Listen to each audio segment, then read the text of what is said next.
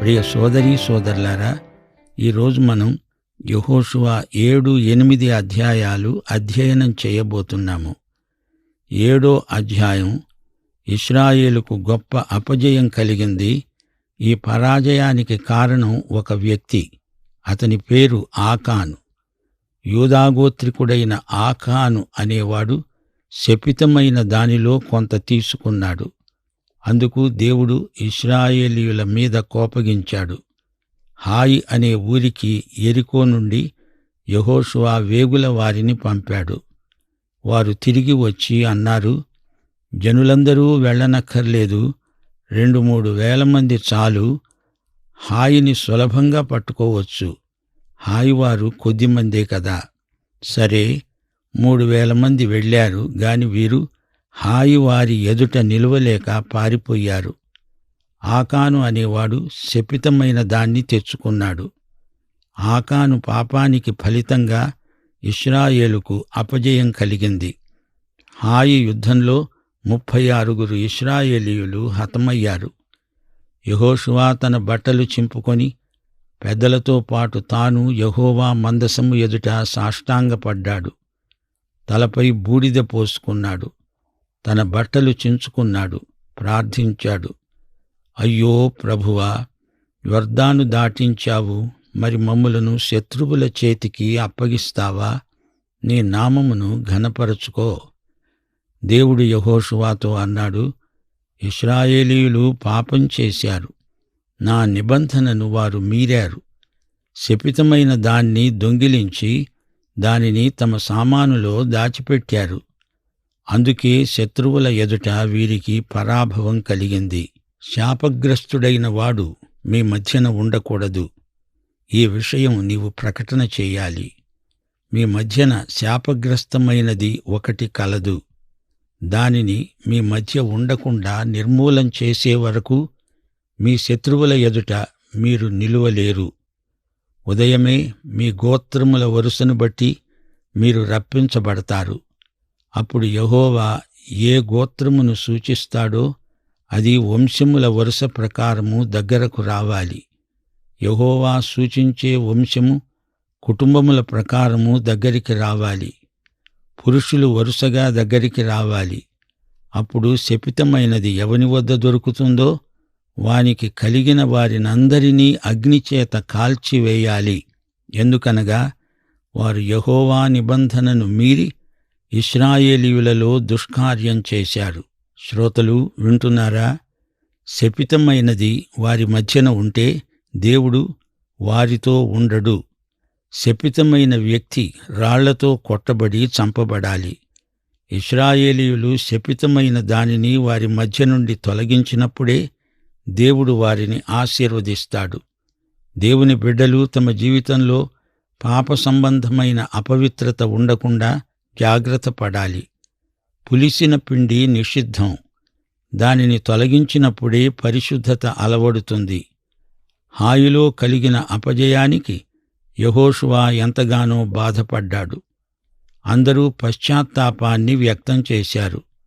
యెరికో ఘన విజయం తరువాత హాయిలో ఘోర పరాజయం. వారు ఆత్మపరీక్ష చేసుకున్నారు. మొదట యెహోషువ హాయి విషయమై దేవునితో సంప్రదించి ఉండాల్సింది. స్వశక్తి మీద ఆధారపడితే ఓటమి తప్పదు. వెలిచూపును బట్టి తీర్మానాలు చేయకూడదు. యెహోషువ ప్రార్థనలో దేవుని ఎదుట తన హృదయాన్ని కృమ్మరించుకున్నాడు. దేవుని కృపాసనము ఎదుట మన బలహీనతలను ఒప్పుకోవాలి. ఆపత్కాలమందు ఆయన నమ్ముకోదగిన సహాయకుడు. దేవుడు యెహోషువ ప్రార్థన విన్నాడు. శ్రోతలు, పాపాన్ని దాచిపెట్టకూడదు. ఆకాను దొంగిలించాడు, దాన్ని దాచిపెట్టాడు. సమస్యలను పేరబెట్టుకోకూడదు. ఎప్పటికప్పుడే ప్రార్థనలో దేవునికి వాటిని చేరవేయాలి. ఆకాను ఒక్కడు చేసిన పాపానికి సమాజమంతా నష్టపోవలసి వచ్చింది. ఆకాను పాపాన్ని శిక్షించకపోతే జాతి అంతా అపకీర్తి పాలవుతుంది. శపితమైన దాన్ని ముట్టకూడదు అనే దేవుని ఆజ్ఞను ఆకాను అతిక్రమించాడు. ఏ రూపంలోనైనా పాపం పాపమే. ఎల్లప్పుడూ సర్వకాల సర్వావస్థల్లో దేవుని మాట వినాలి, ఆయనకు లోబడి ఉండాలి. ఇప్పుడు వారు తమ పాపాన్ని ఒప్పుకోవాలి, దాన్ని విడిచిపెట్టాలి. యెహోషువ 7:16 నుండి ఇశ్రాయేలీయులు తమ గోత్రికుల వరుసను బట్టి దగ్గరికి వచ్చారు. జరహీయుల వంశం పట్టబడింది. ఆ వంశంలో పురుషుల వరుసను దగ్గరికి రప్పించగా జబ్ది పట్టబడ్డాడు. అతడు అతని ఇంటి పురుషుల వరుసను దగ్గరికి రప్పించగా యూదాగోత్రములోని జరహు ముది మనమడు, జబ్ది మనమడు, కర్మి కుమారుడు అయిన ఆకాను పట్టబడ్డాడు. ఆకాను తన పాపాన్ని ఒప్పుకున్నాడు. యెహోవాకు విరోధంగా నేను పాపం చేశాను. దోపుడు సొమ్ములో ఒక మంచి షీనారు వస్త్రము, 200 తులాల వెండిని, 30 తులాల ఎత్తుగల ఒక బంగారు కమ్మిని నేను చూచి వాటిని ఆశించి తీసుకున్నాను. నా డేరా వద్ద వాటిని భూమిలో దాచిపెట్టాను. ఆ వెండి దాని కిందే ఉన్నది. వెంటనే ఆకాను దాచిన దొంగ సొమ్మును ఆకోరు లోయలోనికి తెచ్చారు. ఇశ్రాయేలీయులందరూ అతన్ని రాళ్లతో చావగొట్టారు, అగ్నితో కాల్చారు. వారి మీద రాళ్లను పెద్ద కుప్పగా వేశారు. ఆకాను చేసిన పాపానికి జాతి యావత్తూ సిగ్గుతో తలవంచుకోవలసి వచ్చింది. ఒక్క వ్యక్తిని బట్టి నీ తమ్ముళ్ళు చెల్లెండ్లు ఎందరో పాడైపోతారు.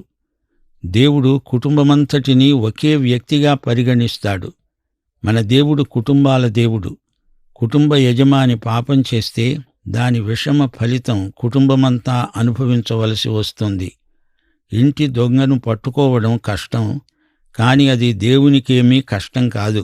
సంఘంలో ఆకాను మనస్తత్వం గల శరీరానుసారులు సంఘమంతటికీ ఎంతో కీడు చేసిన వారవుతున్నారు. ప్రకటన గ్రంథం 2:14 ప్రభు పెర్గెము సంఘంతో అన్నాడు, బిలాము బోధను అనుసరించేవారు నీలో ఉన్నారు. అలాగే ప్రకటన గ్రంథం 2:20 తుయతైర సంఘం, యెజెబెలు అనే స్త్రీని నీవు ఉండనిస్తున్నావు. సంఘం లోపలే అంతఃశత్రువులున్నారు. ఆకానే ఇశ్రాయేలీయుల మధ్య ఇంటి దొంగ, అంతఃశత్రువు, పంచమాంగదళం. శిబిరంలో ఆకాను శరీరంలో ముళ్ళు లాంటివాడు. సంఘ శరీరంలో ఏ అవయవం పాపం చేసినా శరీరమంతా దెబ్బతింటుంది. ఎరికో లోకానికి సంకేతం, హాయి శరీరానికి సంకేతం. చాలామంది లోకాన్ని జయిస్తారు గాని శరీరానికి ఓడిపోతారు. ప్రాచీన పురుషుణ్ణి సిలువ వెయ్యండి. శరీరానుసారమైన మనస్సు దేవునికి విరోధం. ఆకానులు, అననీయా సప్పీరాలు సంఘాలలో ఉన్నారు, జాగ్రత్త. సోదరుడా సోదరి, మన పాపములను మనము ఒప్పుకొనిన ఎడల దేవుడు నమ్మదగినవాడు, నీతిమంతుడు. ఆయన మన పాపములను క్షమించి తన రక్తముతో కడిగి శుద్ధి చేస్తాడు. శ్రోతలు రండి, మనమిప్పుడు 8వ అధ్యాయంలోకి వెడతాము. యెహోషువ మొదట్లో కంగారు పడ్డాడు. ఆకాను చేసిన పాపం శిబిరం మొత్తాన్ని అపజయానికి గురిచేసింది. 1 యోహాను 1:5-6 దేవుడు వెలుగై ఉన్నాడు, ఆయన యందు చీకటి ఎంతమాత్రమూ లేదు. ఆయనతో సహవాసము గలవారమని చెప్పుకొని చీకట్లో నడిస్తే మనము అబద్ధమాడుతూ సత్యమును జరిగించము. ఆకాను తన పాపాన్ని ఒప్పుకున్నాడు. అయితే ఆకాను చేసింది జాతిపరంగా మరణకరమైన పాపం. 8వ అధ్యాయంలో దేవుడు యెహోషువతో అన్నాడు, భయపడవద్దు, జడియవద్దు. నీవు హాయి మీదికి దండెత్తి వెళ్ళు. యుద్ధ సన్నద్ధులందరూ బయలుదేరండి. ఎరికో అంటే లోకం, హాయి అంటే శరీరం. ఎరికో శపితమైనది, అందులోనిది వారేమీ తీసుకురాకూడదు. గాని హాయి అలాంటిది కాదు, దీనిని కొల్లగొట్టవచ్చు. ముందుగా యెహోషువ 30,000 శూరులను ఏర్పరచి రాత్రివేళ వారిని పంపాడు. మేము వారి ఎదుట నిలవక పారిపోతాము. మీరు పొంచి ఉండడం మాని లేచి పట్టుకోండి. వారు మా వెంట పడతారు, కాబట్టి మీకు అడ్డమేమీ ఉండదు. హాయిని ఆక్రమించుకోవచ్చు. ఈ విధంగా యెహోషువ విజయం సాధించాడు. హాయి అంటే శరీరం అన్నాము గదా. దీన్ని జయించడానికి మన స్వశక్తి చాలదు. రోమాపత్రిక 7వ అధ్యాయం 24వ వచనం. ఇది శరీరం చేసే ఆక్రందన. అయ్యో, నేనెంత దౌర్భాగ్యుడను! ఇట్టి మరణమునకు లోనైన శరీరము నుండి నన్నెవడు విడిపిస్తాడు? శరీరాన్ని స్వశక్తితో జయించడానికి అనేకులు విఫల ప్రయత్నం చేశారు. శరీరాన్ని ఆత్మ ద్వారానే జయించగలం. రోమాపత్రిక 8వ అధ్యాయం 3వ వచనం. శరీరమును అనుసరింపక ఆత్మను అనుసరించి నడుచుకునే మనయందు ధర్మశాస్త్ర సంబంధమైన నీతి విధి నెరవేర్చబడాలని పాప పరిహారము నిమిత్తము దేవుడు తన స్వంత కుమారుణ్ణి పాప శరీరాకారముతో పంపి ఆయన శరీరమందు పాపానికి శిక్ష విధించాడు. పరిశుద్ధాత్మ మనలో ఉండి మనల్ని గెలిపిస్తున్నాడు. జీవించేది నేను కాదు, క్రీస్తు నాలో జీవిస్తున్నాడు అని పౌలు సాక్ష్యమిచ్చాడు. యెహోషువ 8వ అధ్యాయం 8వ వచనం. దేవుడు అంటున్నాడు, మీరు ఆ పట్టణాన్ని తగలపెట్టండి. హాయి పడమటి దిక్కున బేతేలుకు హాయికి మధ్య వారు పొంచి ఉన్నారు. యెహోషువ ఉదయమే లేచి జనులను వ్యూహపరిచాడు. తాను ఇశ్రాయేలు పెద్దలతో హాయి మీదికి పోయాడు. యోధులందరూ ఉత్తర దిక్కున దిగారు.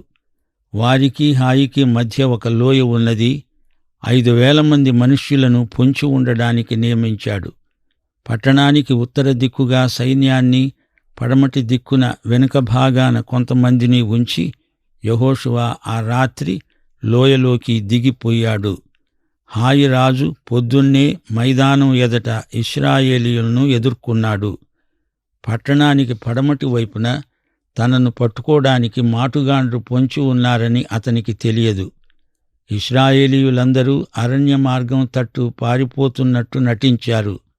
వారిని తరుముకుంటూ హాయివారు పట్టణానికి దూరంగా పోయారు. పట్టణ ముఖద్వారం తెరిచి ఉంది.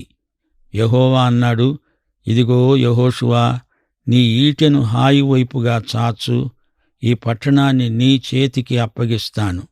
యెహోషువ ఈటెను హాయి వైపు చాచినప్పుడు పొంచి ఉన్నవారు మాటులో నుండి త్వరగా లేచి పరిగెత్తి పట్టణంలో చొచ్చి దాన్ని పట్టుకొని అక్కడే తగలబెట్టారు.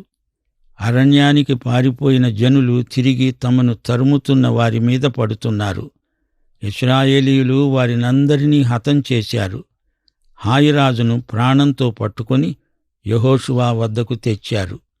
హాయి యుద్ధంలో శత్రువులు మొత్తం 12,000 మంది హతులయ్యారు. హాయి పట్టణం పూర్తిగా దగ్ధమైపోయింది. యెహోషువ హాయిరాజును సాయంకాలం వరకు మానుమీద వేలాడతీశాడు. పొద్దుగుంకుతున్నప్పుడు ఆ శవాన్ని పురద్వారమెదుట పడవేసి దానిమీద రాళ్ల కుప్పను వేశారు. యెహోషువ యెహోవా నామమున బలిపీఠం నిర్మించాడు. ఏబాలు కొండపై కట్టిన ఆ బలిపీఠం ఏమాత్రము ఇనప పనిముట్లు తగలకుండా నిర్మించింది. దహన బలులు, సమాధాన బలులు అర్పించారు. ఆ రాళ్లపై ధర్మశాస్త్రమును రాయించాడు. ఏబాలు కొండ నుండి దేవుని ఆశీర్వాదాలు, శాపాలు కూడా పలకబడడం ఒక విశేషం. మందసానికి ఇరువైపులా పెద్దలు, నాయకులు, న్యాయాధిపతులు నిలిచారు. ధర్మశాస్త్రమంతా అందరికీ చదివి వినిపించాడు యెహోషువ. శ్రోతలు వింటున్నారా? ధర్మశాస్త్ర గ్రంథమే ఆ దేశపు చట్టం.